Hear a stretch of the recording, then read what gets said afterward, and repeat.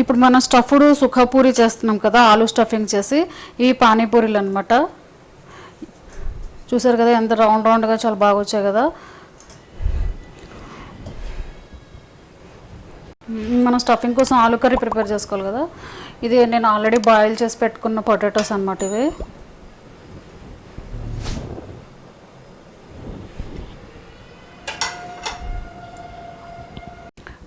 చూసారు కదా, పొటాటోస్ని ఇలా స్మాల్గా స్మాష్ చేసుకున్నాను. తర్వాత వచ్చేసి సాల్ట్ అనమాట. ఇది మన టేస్ట్ పట్టి కదా.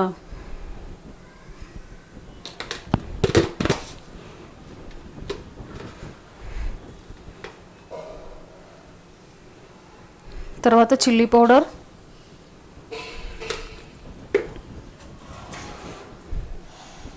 కొంచెం రోస్టెడ్ క్యూమన్ పౌడర్. ఇది మంచి టేస్ట్ ఇస్తుంది అనమాట. ఇది మాత్రం అస్సలు స్కిప్ చేయొద్దు. తర్వాత చాట్ మసాలా,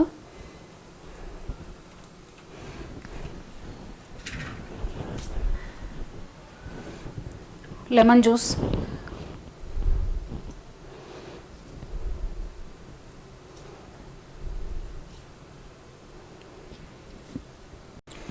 ఇప్పుడు కొంచెం కొరియాండర్ లీవ్స్ అనమాట.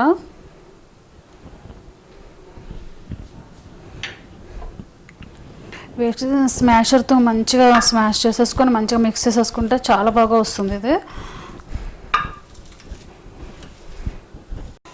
మొత్తం ఇలా మిక్స్ చేసేసుకోవాలన్నమాట. దీన్ని ఇప్పుడు పక్కన పెట్టేసుకొని మనం ఆల్రెడీ ఇందాక పానీపూరీలు రెడీ చేసుకున్నాం కదా, పూరీలు స్మాల్వి.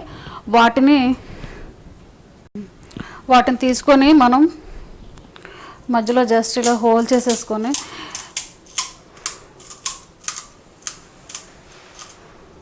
అన్నీ ఫస్ట్ ఇలా హోల్ చేసి పెట్టేసుకొని మనం రెడీ చేసి పెట్టుకున్న ఆలు కర్రీ ఉంది కదా, ఇందులో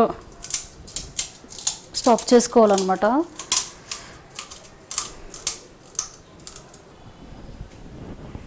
ఇప్పుడు మనం వీటిని ఇలా హోల్స్ చేసి పెట్టుకున్నాం కదా, వీటిలో ఏంటంటే ఆలు కర్రీని స్టఫ్ చేసుకుందాము.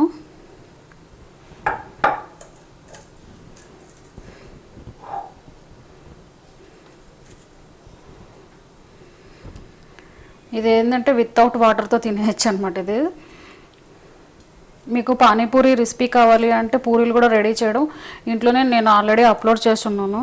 పానీపూరి, దహీపూరి, సేవ్ అన్నీను. ఒకసారి మీరు ఆ వీడియోని కూడా చూసుకోవచ్చు.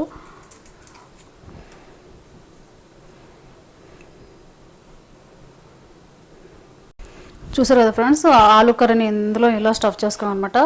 దీంట్లో ఏంటంటే కొంచెం సేవ్ వేసుకుందాం, లేకపోతే టేస్ట్ బాగోదు. సేవ్ వేసుకుంటే క్రంచీగా బాగా వస్తుంది, కలర్ఫుల్గా కూడా ఉంటుంది, యమ్మీగా ఉంటుంది.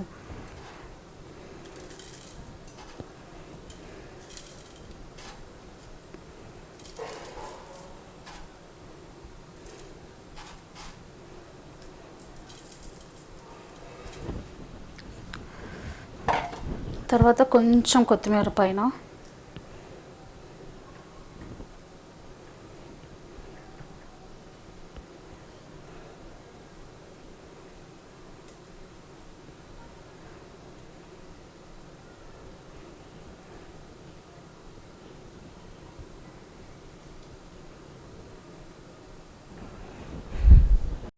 చూసారు కదా ఫ్రెండ్స్, మన స్టఫ్డ్ సుఖా పూరి రెడీ అయిపోయింది.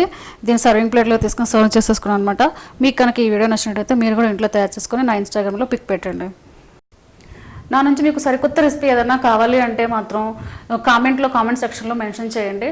నేను నెక్స్ట్ వీడియో అది అప్లోడ్ చేస్తాను.